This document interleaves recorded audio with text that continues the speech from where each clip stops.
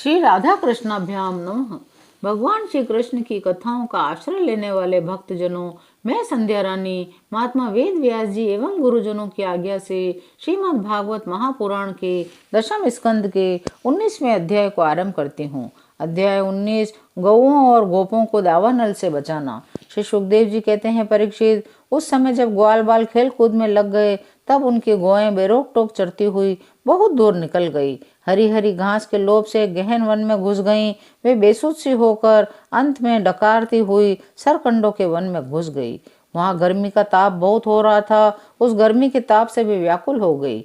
जब श्री कृष्ण बलराम आदि ग्वाल बालों ने देखा हमारे पशुओं का तो कहीं पता ठिकाना नहीं है, तब उन्हें अपने खेल कूद पर बड़ा पछतावा हुआ। वे बहुत कुछ खोजबीन करने पर भी अपनी गौओं का पता न लगा सके।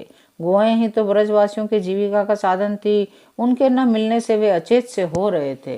अंत में उन्होंने देखा उनकी गौएं मुंजा टबी में रास्ता भूलकर डकरा रही हैं। उन्हें पाकर वे लौटाने की चेष्टा करने लगे। उस समय वे एकदम थक गए थे। उन्हें प्यास भी बड़े जोर से लगी हुई थी। इससे वे व्याकुल हो रहे थे। उनकी यह दशा देखकर भगवान श्री कृष्ण अपनी मेघ के समान गंभीर वाणी से नाम ले लेकर गौओं को पुकारने लगे।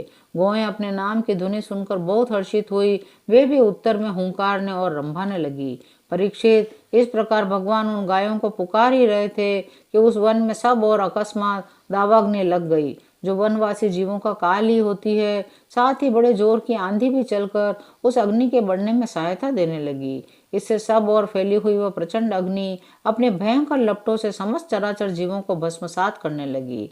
जब ग्वाल और गौओं ने देखा दावानल चारों ओर से हमारी ओर बढ़ता आ रहा है, तो वे अत्यंत भयभीत हो गए और भगवान श्री कृष्ण की शरण में आ गए। कृष्ण कृष्ण महावीर कृष्ण, प्यारे श्री कृष्ण, परम बलशाली बलराम, हम तुम्हारे शरणागत हैं। देखो, इस समय हम दावानल से जलना ही चाहते हैं। तुम दोनों हमें इससे बचाओ। श्री कृष्ण, जिनके तुम ही भाई बंधु और सब कुछ हो, उन्हें तो किसी प्रकार का कष्ट नहीं होना चाहिए। सब धर्मों की ज्ञाता श्याम सुंदर, तुम ही तो हमारे एकमात्र रक्षक एवं स्वामी हो। हमें केवल तुम्हारा ही भरोसा है। श्री सुखदेव जी कहते हैं, अपने सखा दुगाल वालों के ये दीनता से भरे वचन सुनकर भगवान श्री कृष्ण ने कहा, डरो मत, तुम सब अपनी आंखें बंद कर लो। भगवान की आज्ञा सुनकर उन ग्वाल बालों ने कहा, बहुत अच्छा कहकर अपनी आंखें मूंद ली। तब योगेश्वर भगवान श्री कृष्ण ने उस भयंकर आग को अपने मुंह से पी लिया और इस प्रकार उन्हें उस घोर संकट से छुड़ा दिया। भगवान श्री कृष्ण भक्तों के द्वारा अर्पित प्रेम भक्ति सुधा रस का पान करते हैं। अग्नि के मन में उसी का स्वाद लेने की लालसा हो आई, इसलिए उसने स्वयं ही भगवान श्री कृष्ण के मुख में प्रवेश किया। इस प्रकार उन्होंने उन सबको घोर संकट से छुड़ा दिया। इसके बाद जब ग्वाल वालों ने अपनी अपनी आंखें खोलकर देखा, तब अपने को भांडीर वट के पास पाया।